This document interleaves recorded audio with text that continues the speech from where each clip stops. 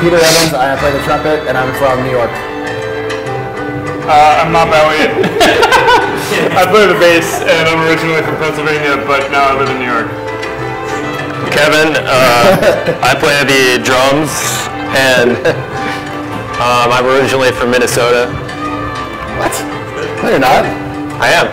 I was born in Minnesota, St. Paul, Minneapolis. Okay. The Little Apple, or what do they call it, the Mini Apple. John, now I'm in the Big Apple. I'm John Robigan. I play saxophone, and I'm from Chicago, and I live in New York right now.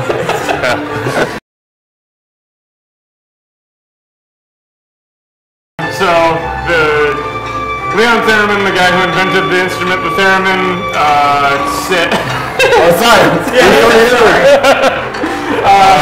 He said, they asked him what it was like dealing with Stalin in Russia, and he said Stalin wasn't so bad because mostly other people did the killing. All the killing. Oh, okay. And then it's been paraphrased, and that's really funny and dark.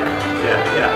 It's interesting because a lot of us end up using the acronym now. It's a really convenient acronym. But how do you say it? Yeah. Right. It's an unsayable, it's an unpronounceable. It's an unpronounceable acronym. Now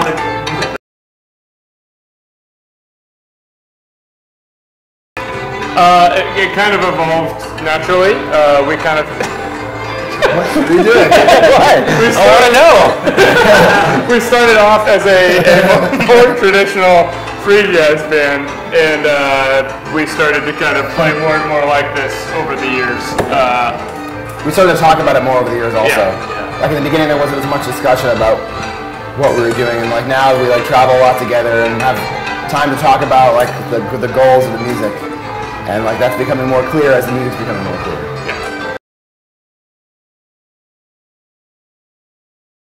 Everybody should do that all the time. Like, why would any band save all their best stuff for the third set? If they played that stuff in the first set, then the first set would be better.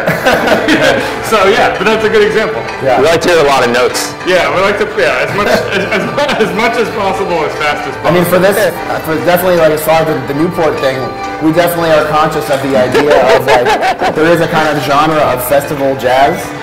And that includes like not just certain types of playing, but also certain kinds of music. And for us, it's fun to kind of try to evoke that in certain to really play to certain situations. Like we're playing in a really small acoustic jazz club, we really play in a certain way. We play on a big stage with fog machines and stuff, like we've done like in Europe. There's like they really go crazy with that. So then we try to we really try to like play to, but also subvert simultaneously the different playing situations. So like for something like Newport, like even the concert today, I felt like there was quite a bit of like playing to the situation, but also kind of like taking a stab at it, or like kind of making fun of it in a weird way. Yeah, but that was Well, my drum solo, my laser drum solo is sort of in the tradition though. You know, there's always a drum solo before Tunisia, and so I felt like I should do laser beams. Yeah, laser beam solo, which is in the tradition of Laser beams. that song. Yeah. Right. If I can be serious for 1 second, the opening drum solo was actually like a sort of classic festival drum solo. And I don't know if that was a conscious decision on your part. Yeah, we do. So there is like kind of like purposely trying to play with that genre, I guess. Sorry.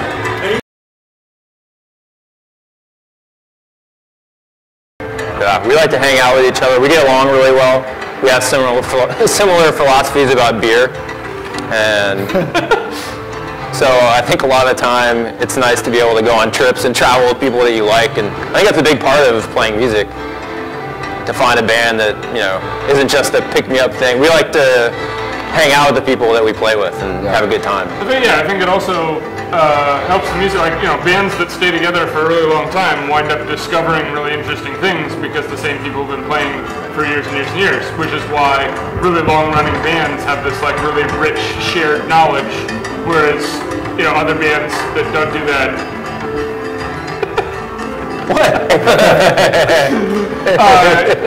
When it's just a random assortment of players, it's not, it doesn't have as much identity.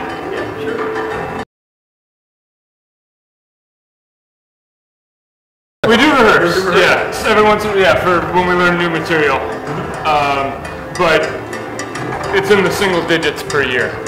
Yeah, there's gonna be a couple new tunes that MOP will write every year, and we actually back in early July we did a program of music by Eric Dolphy and Booker Little, at the BIM House in Amsterdam, and so for that, we had a piano player, a friend of ours that joined us, and we rehearsed for an afternoon. But all of us put a lot of work into music before we showed up, and we just because we know each other's playing so well, we can take a tune like Status Seeking or Booker's Waltz, which we played tonight, and just figure out how to play it, and then the second, what's that?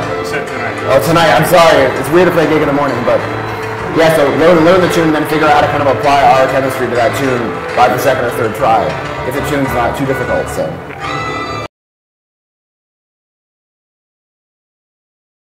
I mean, that's kind of what we always do. So, yeah, we always have a lot of ideas kicking around. Some secrets. Some things up our sleeve. Secret things. We can't reveal it. We have secret projects. We have secret projects. Tons of secret projects. But yeah, we're definitely thinking about a wide variety of ways to expand what we do. But we've been kind of doing that for the last couple of years, just trying to find ways to incorporate even more material into the sets that we play.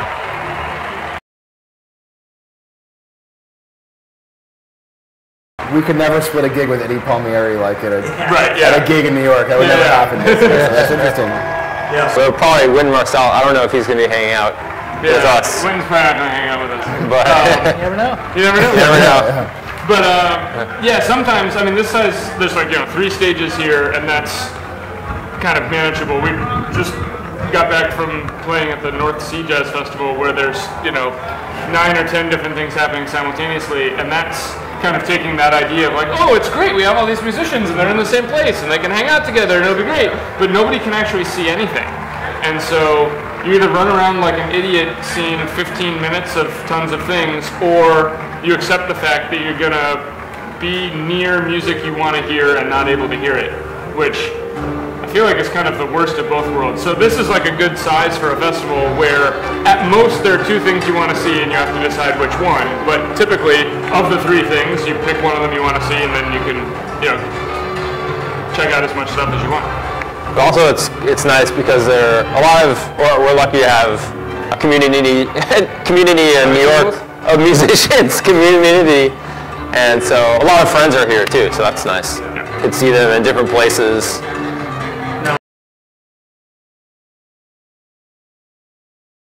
Sure, yeah.